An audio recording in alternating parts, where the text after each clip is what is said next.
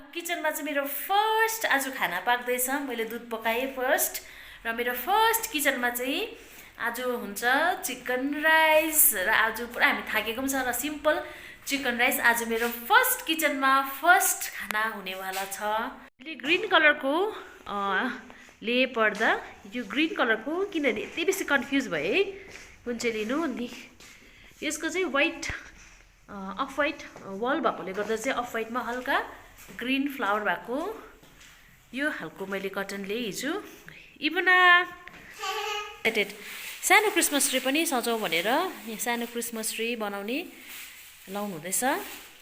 खै कस्तो आयो, ठुलो ल्याइनँ किनभने गाडीमा एकदमै स्पेस सानो भएकोले गर्दा चाहिँ मैले सानै क्रिसमस ट्री लिएर आएको छु। मेरो फर्स्ट घरमा, नयाँ घरमा first Christmas tree.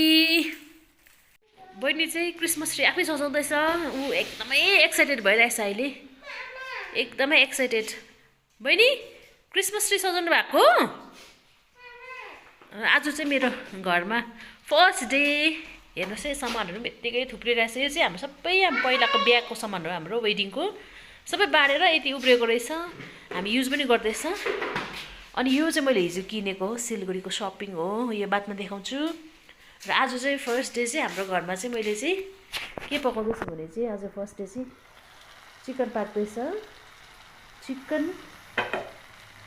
Chicken पाक्दैछ first day मेरो किचनमा। देखाउँछु है।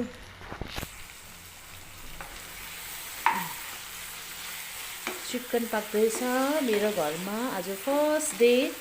फर्स्ट खाना चाहिँ मेरो चिकन राइस बनाएँ मैले आज, सानो गरेर पाक्दैछ। ल अहिले चाहिँ सबै एम्टी नै छ, सबै सामानहरू अब भर्दै जान्छ यो सामानहरू। ल बेडरुमको पर्दा पनि देखाउँछु। ल बेडरुममा चाहिँ मैले नयाँ, यो पनि मेरो नयाँ हो। अनि त्यसको बादमा चाहिँ वालमा चाहिँ मैले यो पिङ्क लिएँ, पिङ्क, किनभने वालमा पिङ्क कलर भएकोले गर्दा चाहिँ पिङ्कलाई म्याच गरेर यो सिम्पल पिङ्क लिएको छु। यो पनि सबै कपडा चाहिँ कटनकै कपडा हो। र यो चाहिँ मेरो बेडरुमको भयो, मैले गरेको सपिङ सिलगढीबाट। यो चाहिँ हाम्रो बेडरुम, हाम्रो बेड चाहिँ पुरानै हो। र यो पनि मेरो नयाँ सेट मैले नयाँ बेडरुममा लगाएको छु। गेस्ट रुमको चाहिँ मैले हिजो यो चाहिँ मेरो बेडरुममा लगाएको थिएँ, तर बेडरुममा चाहिँ म्याच भएन। र यो ग्रिन वाल भएकोले गर्दा चाहिँ ग्रिनमै मैले लिएको, यो ग्रिन कलरको छ, यस्तो प्रिन्टमा छ। यो चाहिँ मैले हिजो बेडरुममा लगाएको थिएँ, तर अहिले यो चाहिँ यता फेरि चेन्ज गरेर यो चाहिँ गेस्ट रुमको लागि म्याचिङ ग्रिन कलरमा, ग्रिन यो चाहिँ यस्तो छ। यसको सेट कस्तो लाग्यो प्लिज कमेन्ट गरेर भन्नुहोस् होला। गेस्ट रुमको पर्दा कस्तो लाग्यो, कटनकै हो, यो 7 फिट छ यो। यो मैले सिलगढीबाट लिएको सपिङ, यसमा के लिएको छु यो पनि खोलेर देखाउँछु। फर्स्टमा चाहिँ लिएको छु वाटर प्लेट लिएको छु।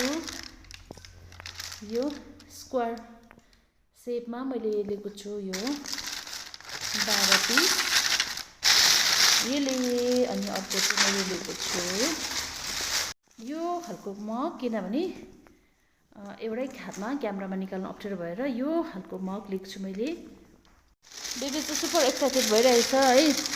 यो खालको मैले एउटा खोलेर देखाएँ है, त्यो सेटमा यो ह्यान्डल, यो लिड, अनि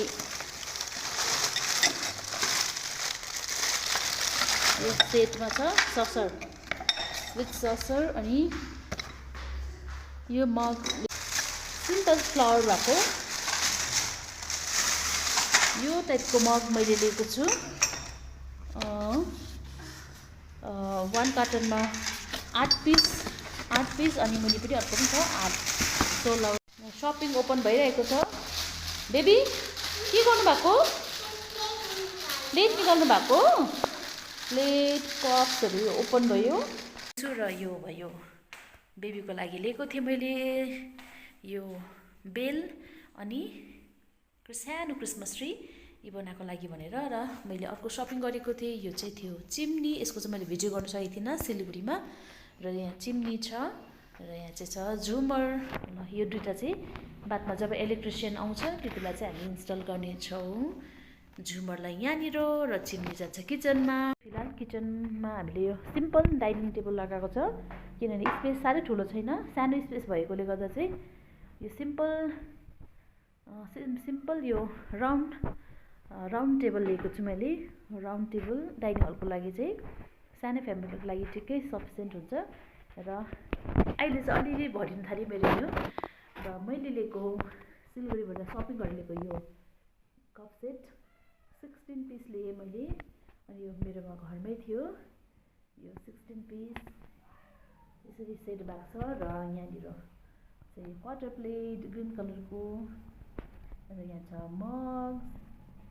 यसरी नै मैले मेरो किचनलाई सजाएर राखेको छु। र यिनीहरू थियो मेरो सिलगढीको सपिङ। कस्तो लाग्यो प्लिज कमेन्ट गरेर भन्नुहोस् होला। मग कस्तो लाग्यो यिनीहरू। अनि अहिले मेरोमा पुरानोमा भएको सामानहरू यिनीहरू हो। सबै पुरानै भएको यो कप सेट र वाटर प्लेट चाहिँ मैले सिलगढीबाट लिएको। अरू चाहिँ मेरो मसँगै थियो। र यसरी नै सजिँदैछ मेरो नयाँ घर। नयाँ लाइट बलेको छ, ह्याङ्गिङ लाइट। र यसरी नै यो मेरो हस्बेन्डको यिनीहरूलाई पनि बादमा फेरि सजाएर राख्नु छ। यसको लागि म यहाँ फेरि वल बनाउने छु। यसको लागि म यहाँ साइडमा कर्नर सेल्फ बनाउँछु। अनि यहाँ चाहिँ म यसलाई जति पनि छ हस्बेन्डको यो ट्रफीहरू यसलाई त्यहाँ राख्नेछु, सिफ्ट गर्नेछु। र अहिलेसम्मको मेरो नयाँ घरको सजावट यति नै भइरहेको छ। र बादमा यहाँ एल सेपको सोफा आउँछ अनि यहाँ माथि झुमर लाउने छु। कस्तो लाग्यो प्लिज कमेन्ट गरेर भन्नुहोस् होला।